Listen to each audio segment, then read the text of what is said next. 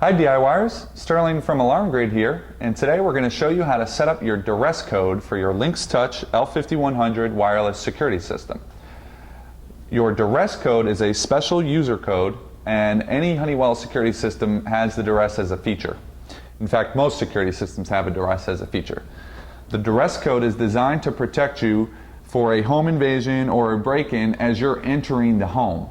So worst case scenario, you're coming home from a long day at work and a guy jumps out from the bushes as you're opening your door and he tells you to disarm your system, no funny stuff.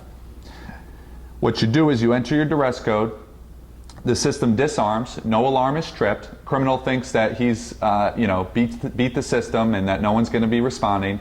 However, the Duress code, while it disarms the system normally, actually sends a special alarm to the central station so that the operator knows do not call the house, because that would defeat the whole purpose, and instead send out the police right away. That way you get your emergency response and everything is okay.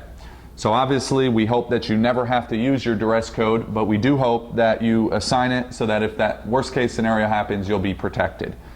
So we're going to show you how to set it. What you do is from the home screen you hit More and then Tools, and you're going to want to enter your master code, not your installer code. We have ours set to default 1234. Now we're in the master programming section and you go into users. The Duress, as I said, is a special user code. It's actually assigned to user code slot 16. So if you toggle Duress and then hit edit, you can see the name is set to Duress. It's programmed to slot 16, which is hard-coded to act as a Duress code. Toggle into user code, and I always recommend when you're setting a Duress code that you set it to something that you're going to remember during that high-stress situation where you've got a criminal telling you what to do. So some very common Duress codes are 2580 right down the middle of the keypad, or 1397 around the four corners. You can use any code you would like that's not also a valid user code already programmed, but again, make sure it's something that you'll remember in that situation. So we're going to set ours to 2580 right down the middle. Make sure you click Done, and then Save, and then back out. We have already put our system on test so that we can demonstrate the Duress without actually getting the police out here. So what we're going to do is arm the system.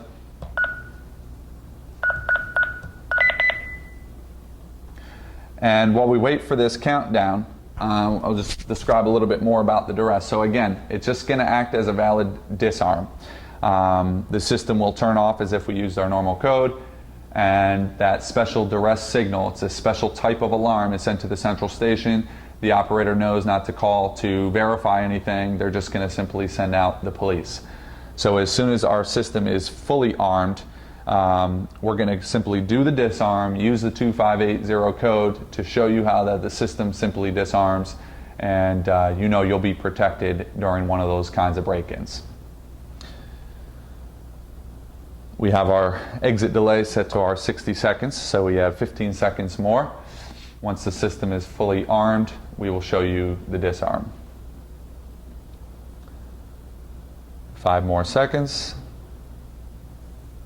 System will switch from armed away, exit now, to just straight up armed away.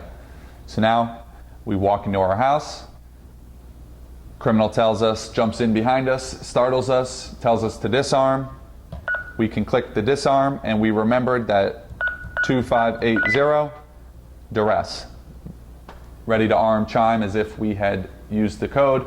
Criminal thinks that everything is okay. Meanwhile, the police are on their way.